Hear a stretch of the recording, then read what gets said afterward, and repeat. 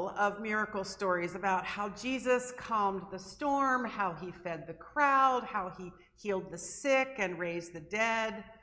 In the chapter right before this one, which we didn't read in the series, he freed a man possessed by a demon, healed a woman who had been hemorrhaging for 12 years, and raised from her deathbed the 12-year-old daughter of a synagogue leader. Those mighty acts got people's attention. They made people take Jesus seriously, even when they couldn't figure out who he was or how they should respond to him. His miracles marked him as someone of real power, only he was operating outside the normal channels of power, and of course that always causes problems, right?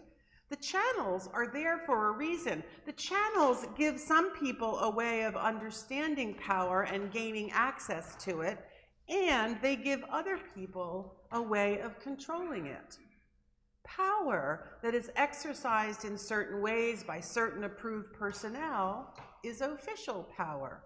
And let's face it, all other exercises of power are suspect because they challenge the status quo, which has a mandate to defend itself, to maintain itself, to keep the status quo the status quo. Sometimes that's helpful. For instance, when the unauthorized power is destructive, a band of outlaws galloping through town, say, or a guerrilla army of insurrectionists fighting its way toward the Capitol.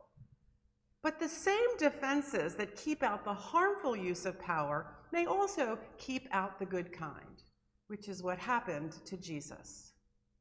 Theologians observe that he showed up out of nowhere carrying no one's badge or seal of approval, and he started acting powerful. What he said fit no one's script. What he did fit no one's mold, and so he too became a kind of outlaw, God's own guerrilla, if you will, working unauthorized miracles with unapproved people. Except in the 6th chapter of Mark. In this chapter of his journey, Jesus could not do anything but a few simple cures. And this makes you wonder, what happened? Why is it that Jesus can't make a miracle in Nazareth? Some would say that it's rather gutsy of Mark to even include this story. He didn't have to tell his readers about a time when Jesus seems nearly powerless. Some writers might have omitted it altogether for fear that it would undermine their larger portrait of Jesus. And it stands in such sharp contrast to the previous chapters where Jesus' power seemed limitless. No, Mark didn't have to tell this story. Or did he? Here in his hometown, Jesus ran into such a wall of disbelief that the text tells us that it dumbfounded him and he could not do anything remarkable. It also seems that their unbelief incapacitated him, or rather, it incapacitated them, these disbelievers who took offense at him. He was able to heal a few sick people. He didn't change. He stayed who he was in their presence. He still had power to share with them, only he could not do anything with it because they would not let him. One of my favorite theologians, Barbara Brown Taylor, compares this moment to pressing a lit match to a pile of wet sticks. It doesn't matter how strong your flame is, you need something that will catch fire. She calls this an unmiracle, a story in which Jesus held the match until it burned out in his hand, while his family and friends sat shaking their heads a safe distance away. You can imagine that it stung Jesus to get this first taste of rejection at home. He'd been doing so well before that. Simon's mother-in-law was feeling fine, and the Gerasene demoniac was back home with his family, and Jairus' daughter, she was playing jump rope with her friends. Jesus had been preaching and teaching all over Galilee and had collected this band of followers who were ready to learn from him. His ministry was off to a strong start, and honestly, he was eager to share that with the people who had raised him. Not just his mother and his siblings, but also the neighbors who babysat when his mom was sick, and the shopkeepers who let him run errands for them, and the old men who had leaned on their sticks in the heat of the day and told him stories that made his hair stand on end. He was their son too. So of course he went home to them, wanting to give them the best of what he had to offer. And at first they welcomed him. They honored him even by inviting him to speak at the synagogue on the Sabbath. He was their hometown boy made good, and they wanted to hear what he had learned during his time away. So they all filed in, packing the pews. They're smiling and nudging each other before he even got started, each of them taking credit for what a fine young man he had turned out to be. Yeah? Until, and this is where the power thing goes sideways, until they heard what he had to say. Mark doesn't tell us what it was, but it was strong enough to astound them. The Greek in the text is ekplesso, which can be translated as astounded or amazed or even astonished.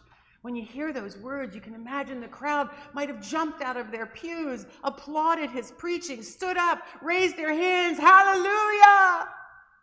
Maybe even elected them to the local church council, yeah? But ekplesso, can also mean to strike out with panic or shock. Like when they heard what he had to say, they were thunderstruck. It turns out that with the kind of ekplesso they had, they immediately began to ask questions like, where did this kid go to college? Is that place even accredited?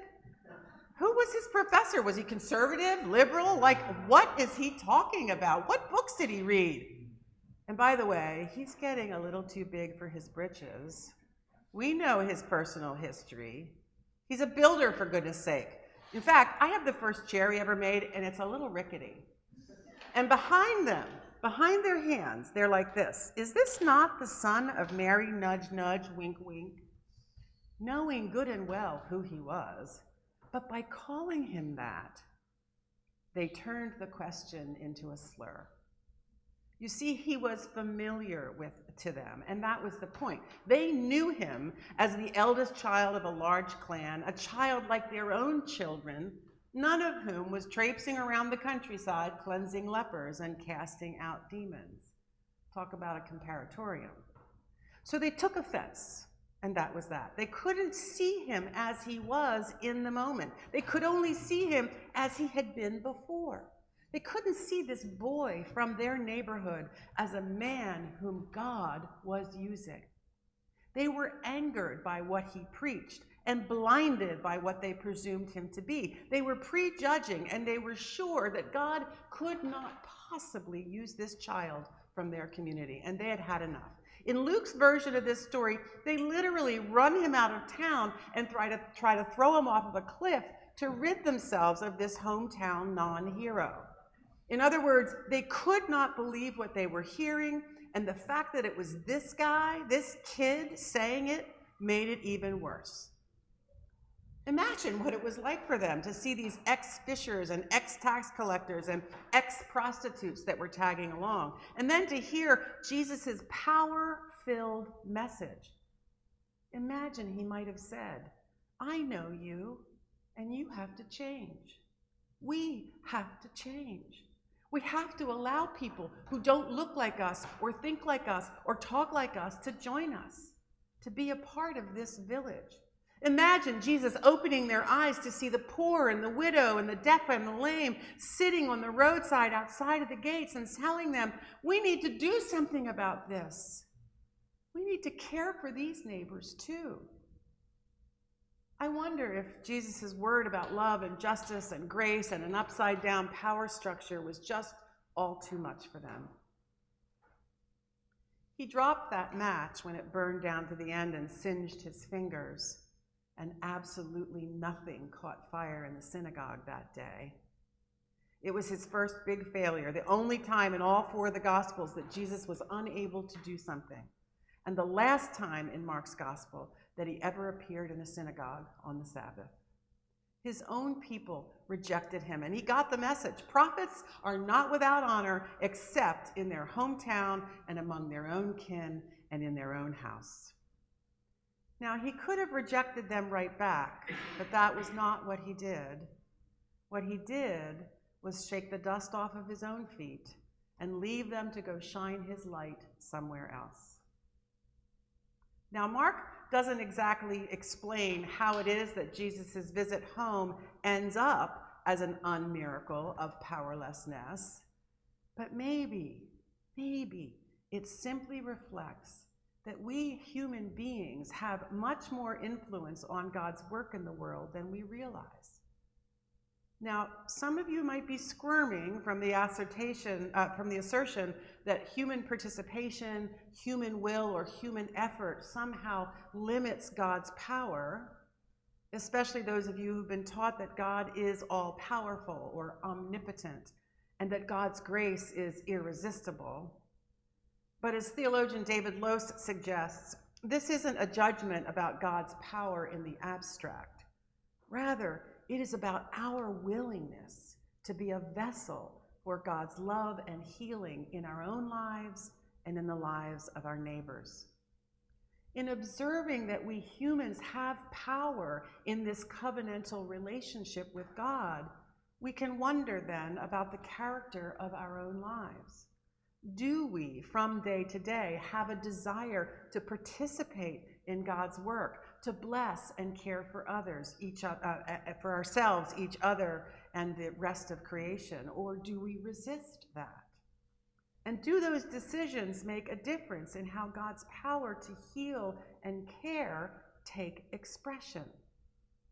When you think about it, until now, in all the stories that Mark has shared thus far, there is a desire for healing and restoration in those who are petitioning Jesus.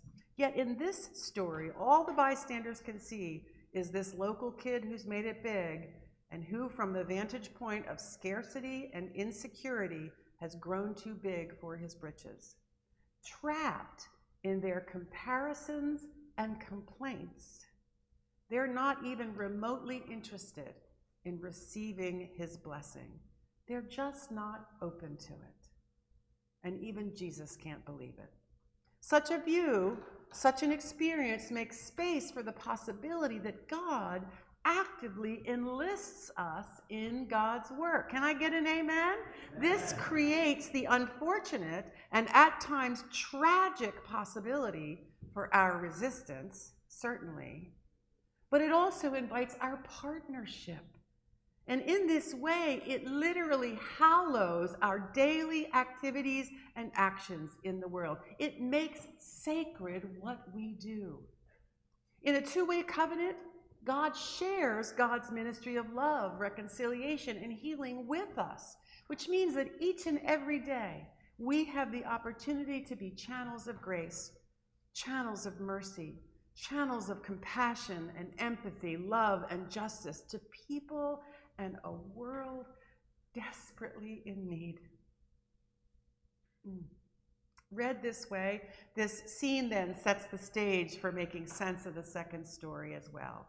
As Jesus equips and commissions his disciples to carry on his ministry, they are now, that is, partners in his ministry, in God's ministry, in a way they have not been up to this point in the story. The instructions he offers demonstrates this mutuality, even interdependence of his disciples on those two, and as it turns out, with whom they minister.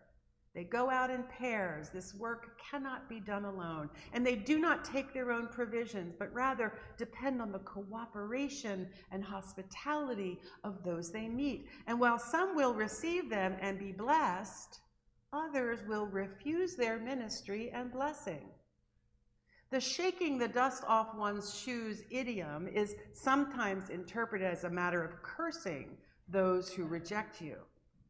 But perhaps through the lens of this story, it rather falls somewhere in between washing one's hands of responsibility for another's faith and acknowledging that there needs to be kindling for a fire to start. And thus, there are inherent limitations of any ministry born of grace. Taylor writes that this is a fine story as long as I can keep it at a distance. Like a lot of other stories in the Bible, it's about people who never woke up to Jesus' power, and it's easy to judge them from this distance, yeah? dumb Nazarenes, dumb scribes and Pharisees. The only problem, of course, is that they are us. We are the religious people whose religion can get in our own way. We are Jesus' hometown kin who do not always honor him. We are the ones who run around with a wet blanket covering up our hope and keeping us from getting fired up. We are the ones whose unbelief keeps God in our heads and not in our hearts. And we are the ones who decline to cooperate. Why did Mark include this story? One big truth this story tells is that the community of faith is one of Jesus' toughest audiences, especially when what he says but what he has to say offends us. We have our own channels of power clearly marked, and we're suspicious of anybody who operates outside of them. We believe we know what is right and what is wrong, and we do not welcome anyone who challenges our beliefs, our systems, and our power.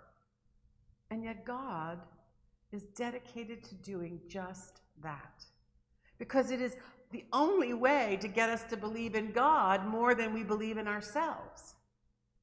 Jesus was not the only one that God sent to shake us up. God is always sending people to disturb us, to wake us up, to yank our chains, to set us on fire, because about the worst thing that can happen to us, religiously speaking, is for us to hold perfectly still without changing anything until we turn into fossils. God is not behind us, holding us back. God is ahead of us, calling us forward. God is all around us, speaking to us through the most unlikely people. Sometimes it's a mysterious stranger, but more often it's people so familiar to us that we simply overlook them. Hometown prophets who challenge us and love us and tell us who we are. The closer they are to us, the less likely we are to hear them. But what a waste of God's resources to ignore those who know us best. They say that power over is coercion, but power with is coaction. If we are not able to cooperate with God's invitation to join God in acts of love and care for ourselves and for the world, then we should not be surprised if Jesus shakes the dust off his feet and leaves to go shine his light somewhere else, because he cannot make us love each other. He cannot even make us listen to him. All he can do is light his match and wait to see what we will do. So maybe there's another reason that Mark includes this story of powerlessness in the face of unbelief. Maybe it's just to remind us how much our actions matter. Not as works that can earn God's favor, but as a response to God's holy invitation. Beloved, you have been chosen, not only for life abundant and for salvation, but also for purposeful, consequential lives here and now. Each day, you have a choice between resisting God's activity or partnering with God's intent. Your acts of kindness and compassion are holy, and your moments of unkindness or indifference are tragic. What you do matters, and God equips and commissions all of us to be partners, agents of grace. I know, believe me, I know how hard it is at times to sense God's love and grace. Hard to find the capacity to get out of oneself, to share that love and grace, to make a difference in the world. But I see you. I see what you do. And I'm grateful for all the ways that you do it, even when it's hard. And God sees you too. I promise you that God invites you to a life of holiness rooted in everyday acts of kindness that are simultaneously so ordinary as to be overlooked like a hometown unhero, and yet are so extraordinary that they make a difference in the world to those around you. But hear this, God does even more than see you and invite you. God blesses you. God blesses you to be a blessing. God gives you what you need to say yes to the invitation to co-action and cooperation. With your yes, God works through you to love, bless, and care for this world. I pray that we might all be ready to co-create the love and justice that Jesus taught us to be. Power with the people. Amen.